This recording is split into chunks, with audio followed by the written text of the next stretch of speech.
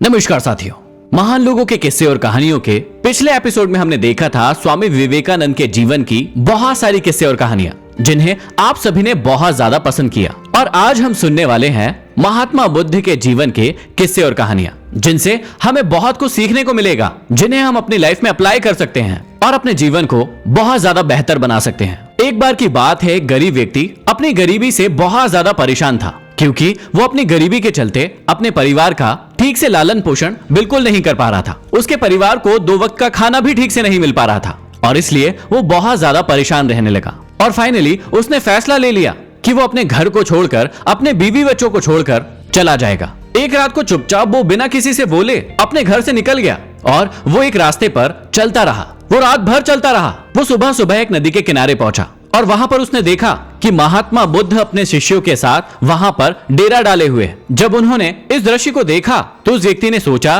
कि मैं भी एक सन्यासी बन जाऊंगा। जब उसने ये फैसला ले लिया तो वो भगवान बुद्ध के चरणों में जाकर गिर पड़ा और कहने लगा कि भगवान, मुझे अपना शिष्य बना लो, मैं आपके ही चरणों में जीवन को गुजारना चाहता हूँ।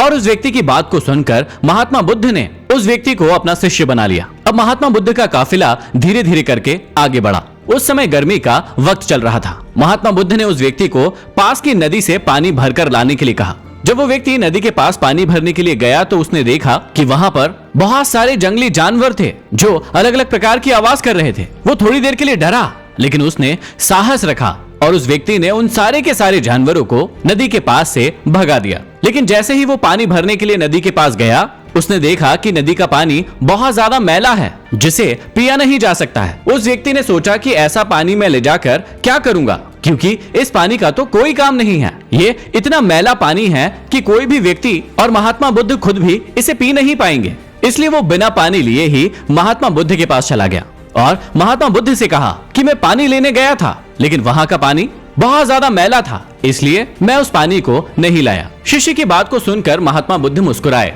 और काफी देर तक कुछ नहीं बोले। सारे लोग वहां पर बैठे बैठे इंतजार करने लगे कि महात्मा बुद्ध कुछ बोलेंगे, लेकिन काफी देर तक बुद्ध कुछ नहीं बोले। थोड़ी देर के बाद बुद्ध बोले कि वापस से जाओ और पानी भर कर ले आओ।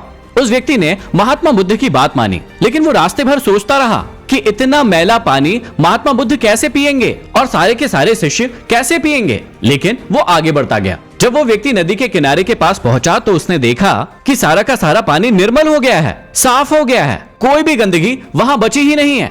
और वो ये देखकर बहुत ज्यादा आश्चर्यचकित हो गया। उसने वहां से पानी भरा और महात्मा बुद्ध के पास लेकर आया और बुद्ध से पूछा कि ऐसे कैसे हुआ। थोड़ी देर पहले तो वहां का पानी बहुत ज्यादा गंदा था, मैला था, जिसे पिया भी नहीं जा सकता था, लेकिन थोड़ी ही देर में ऐसा क्या हुआ कि वहां का पूरा पानी स्वच्छ हो गया। तब महात्मा बुद्ध ने मुस्कुराते हुए उस व्यक्ति को समझाया कि जब तुम वहां पर गए थे तो बहुत सारे जानवर वहां पर उद्यम मचा रहे थे, मस्ती कर रहे थे, जिसकी वजह से पानी का कीचड़ ऊपर आ गया था और वो पानी तुम्हें मैला दिखाई दे रहा था। लेकिन थोड़ी ही देर के बाद सारा का सारा कीचड़ वापस से नीचे बैठ गया और सारा का सारा पानी निर्मल हो गया। महात्मा बुद्ध ने अपनी बात को जारी रखते हुए कहा कि हमारे मन में भी ऐसे ही कीचड़ ऊपर आता है जब हमारे जीवन में बहुत सारी कठिनाइयां आती है, गलत परिस्थितियां आती है। उस समय हमारे मन का भी वो कीचड़ ऊपर आ जाता है और उस समय हमें सारी की सारी चीजें गंदी दिखाई देती है, उपयोग करने योग्य दिखाई नहीं देती। लेकिन यदि हम उन विपरीत परिस्थितियों में थोड़ी देर शांत रहें, अपने मन को शांत रखें, तो ठीक उसी कीचड़ के प्रकार से हमारे सारे बुरे विचार नीचे की ओर चले जाएंगे। और यदि हम ऐसा करते हैं तो हम अपने जीवन में गलत निर्णय लेने से बच सकते हैं। और इसलिए हर व्यक्ति को अपने बुरे समय में धीरज रखना चाहिए। जब बुद्ध ने ये बात कही तो उस व्यक्ति को अपने जीवन की वो घटना याद आई जब उसने बुरी परिस्थितियों के कारण अपने परिवार को, अपने बच्चों को छोड़ दिया था। तब उसने बुद्ध को सारी की सारी बातें बताई और अपने घर वापस जाने का फैसला लिया। हम सभी के जीवन में भी इस प्रकार की कई बुरी परिस्थितियां आती है। हो सकता है कि अभी भी आपके जीवन में कई बुरी परिस्थितियां चल रही हो, लेकिन यदि हम भी अपने मन को उस कीचड़ की भांति रखेंगे जिसमें हमें सारी की सारी चीजें मैली दिखाई देंगी, तो हमारे जीवन में कुछ भी ठीक नहीं हो पाएगा। लेकिन जब हम उन बुरी परिस्थितियों में धीरज रखेंगे, सब्र रखेंगे, तो हमें सारी की सारी चीजें अच्छी होती हुई दिखाई देने लगेंगी। ऐसे ही एक और छोटा सा किस्सा है। एक व्यक्ति था जो महात्मा बुद्ध को बहुत ज्यादा मानता था और वो उनके हर एक प्रवचन सुनने के लिए आता था। करीबन 1 माह तक वो हर रोज प्रवचन सुनने के लिए आया। लेकिन उसके जीवन में कोई भी बदलाव नहीं हो रहा था और जिसकी वजह से वो बहुत ज्यादा चिंतित हो रहा था। महात्मा बुद्ध अपने उपदेशों में समझाते थे कि राग और द्वेष से हमेशा दूर रहो, काम, क्रोध, लोभ, मोह, अहंकार को अपने जीवन में कभी मत आने दो।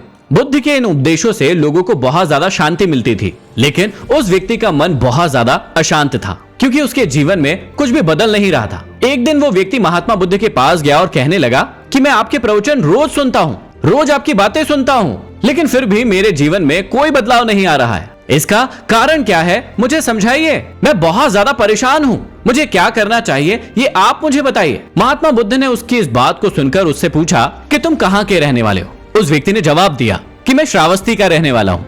बुद्ध ने उस व्यक्ति से अगला प्रश्न किया कि श्रावस्ती यहाँ से कितनी दूरी पर है। उस व्यक्ति ने एक अनुमान लगाते हुए बताया कि श्रावस्ती यहाँ से इतनी दूरी पर है। बुद्ध ने फिर से जिज्ञासा प्रकट की और उस व्यक्ति से पूछा कि श्रावस्ती पहुँचने में लगभग कितना समय लग जाता होगा। उस व्यक्ति ने फिर से बुद्ध की ओर देखा और कहा कि श्रावस्ती पहुँचने में लगभग 6-7 घंटे का समय तो लग ही जाता होगा। अब बुद्ध ने फिर से उस व्यक्ति से पूछा कि क्या तुम यहाँ पर बैठे बैठे ही अपने घर पर अभी पहुँच सकते हो।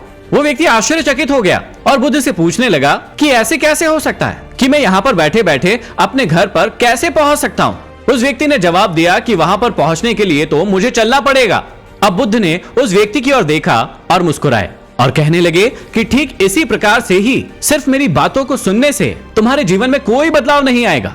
तुम्हें यदि वाकई में अपने जीवन में बदलाव करना है तो मेरे द्वारा जितनी भी बातें कही जाती है तुम्हें अपने जीवन में उन बातों को अमल करना होगा, उन पर चलना होगा, तभी तुम्हारा जीवन बदलेगा। उस व्यक्ति को अपनी गलतियां समझ में आ गई। शायद आपको भी इस कहानी से सीख जरूर मिली होगी और समझ में आया होगा कि किस प्रकार हम कई बार अपने आप से प्रश्न करते रहते हैं और कहते हैं कि शायद हमारा जीवन कभी नहीं बदल सकता, लेकिन इस बात पर कभी गौर नहीं करते हैं कि हमें अपने जीवन को बदलने के लिए जितनी भी अच्छी बातें हमने सुनी हैं उन्हें अपने जीवन में हमें अमल भी करना होगा, उन रास्तों पर हमें चलना भी होगा, क्योंकि जब तक हम उन रास्तों पर नहीं चलेंगे हमारे जीवन में कोई बदलाव नहीं होगा। ऐसे ही उनके जीवन का एक और बहुत ही रोचक किस्सा है। महात्मा बुद्ध अपने शिष्यों के साथ बौद्ध धर्म का प्रचार करने के लिए अलग अलग गांवों में जाया करते थे।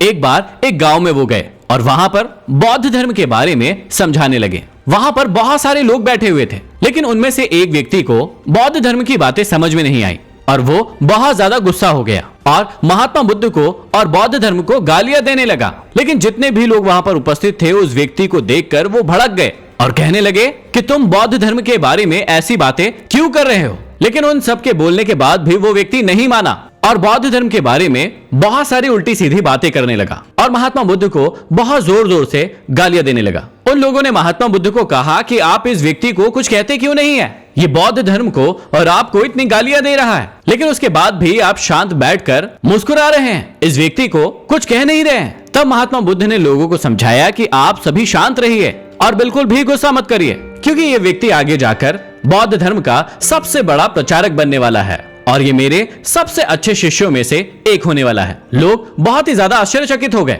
कि आज जो व्यक्ति आपको और बौद्ध धर्म को इतनी ज्यादा गालियां दे रहा है वो कैसे आपका इतना बड़ा शिष्य बन सकता है, वो कैसे बौद्ध धर्म को इतना ज्यादा मान सकता है। तब महात्मा बुद्ध ने उन सभी लोगों को समझाया कि जब आप किसी घड़े वाले के यहाँ घड़ा लेने के लिए जाते हैं तो उसे ठोक बजाकर देखते हैं या नहीं देखते हैं, आप उसे चेक करते हैं या नहीं करते हैं। जब आप उसे ठोक बजाकर देखते हैं तो आप ये देखते हैं कि उसमें कोई छेद तो नहीं है, उसमें कोई खोट तो नहीं है, और सारी चीजें कंफर्म होने के बाद ही आप उस घड़े को खरीदते हैं। आप सभी सोचकर देखिए कि इतने कम मूल्य के घड़े को खरीदने के लिए आप सभी इतनी मशक्कत करते हैं, उसे इतना ज्यादा चेक करते हैं, उसकी त्रुटियां ढूंढते हैं। तो फिर कोई व्यक्ति यदि अपना गुरु चुन रहा है तो उसे चुनने का अधिकार है या फिर नहीं है? बिल्कुल है। आप सभी को भी अपने गुरु चुनते वक्त उनके गुण और अवगुण को देखने का पूरा अधिकार है। उसी प्रकार उस व्यक्ति ने भी किया। वो भी अपने गुरु में यही देख रहा था कि उनके गुरु को गुस्सा आता है या नहीं आता है, या किस प्रकार का व्यवहार वो करते हैं, और सारी की सारी चीजें जब वो चेक कर लेगा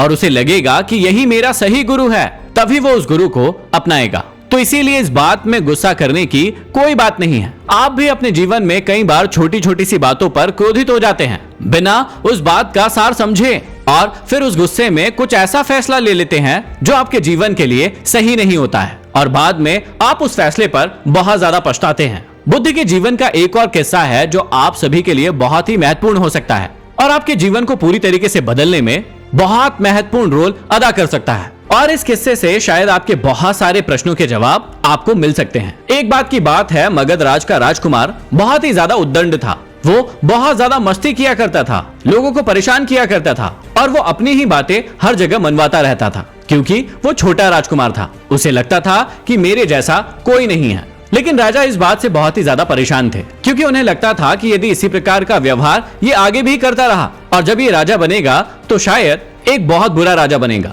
जब राजा बहुत ज्यादा परेशान हो गए और अपने राजकुमार को वो ठीक नहीं कर पाए, तो उन्होंने सोचा कि मुझे महात्मा बुद्ध की इसमें मदद लेना चाहिए और उन्होंने महात्मा बुद्ध को अपने महल बुलाया। जब महात्मा बुद्ध महल आए तो सबसे पहले उन्होंने राजकुमार के विषय में सारी की सारी बातें सुनी और फिर राजा को कहा कि आप राजकुमार को मेरे प्रवचन में लेकर आइए। राजकुमार राजा के साथ प्रवचन में उपस्थित हुआ और जब पूरा प्रवचन खत्म हुआ तो राजकुमार बुद्ध के चरणों में जाकर लेट गया।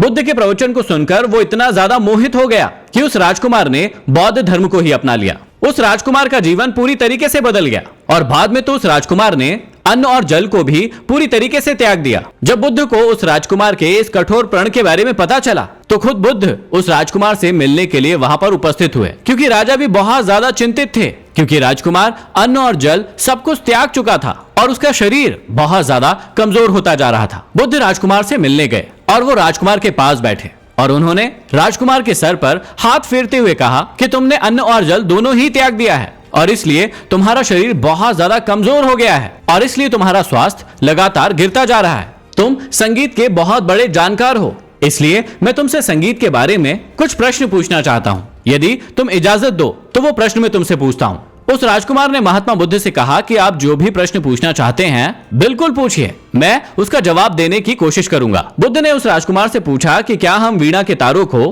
पूरी तरीके से ढीला कर दें और उसके बाद उस वीणा को बजाएं, तब भी क्या उस वीणा से स्वर निकलेगा? राजकुमार ने तुरंत जवाब दिया कि बिल्कुल भी स्वर नहीं निकलेंगे, ढीले तारों से तो कोई स्वर नहीं निकलेगा। महात्मा बुद्ध ने फिर से एक प्रश्न किया कि यदि हम वीणा के तारों को बहुत ज्यादा कस दें तब भी क्या उससे स्वर निकलेगा? राजकुमार ने तुरंत जवाब दिया कि तब तो तार टूट जाएंगे और किसी भी प्रकार का कोई स्वर नहीं निकलेगा। तब बुद्ध ने राजकुमार से कहा कि आप मुझे बताइए कि मैं ऐसा क्या करूं कि वीणा के स्वर ठीक से बजे।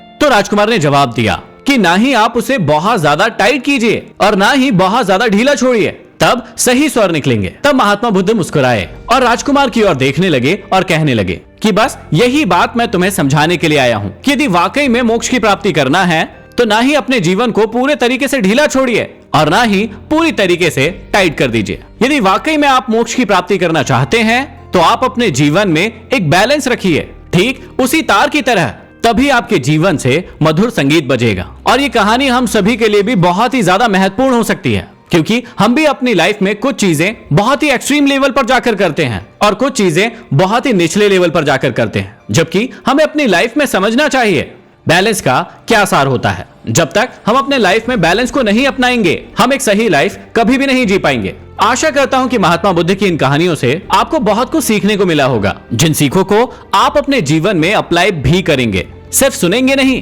क्योंकि उससे आपके जीवन में कोई बदलाव नहीं आने वाला है। अंत में मुझे कमेंट बॉक्स में कमेंट करके जरूर बताइए कि अगले किस महान व्यक्ति की आप कहानियां और किससे सुनना चाहते हैं। अगले वीडियो में फिर मिलते हैं, तब तक के लिए धन्यवाद।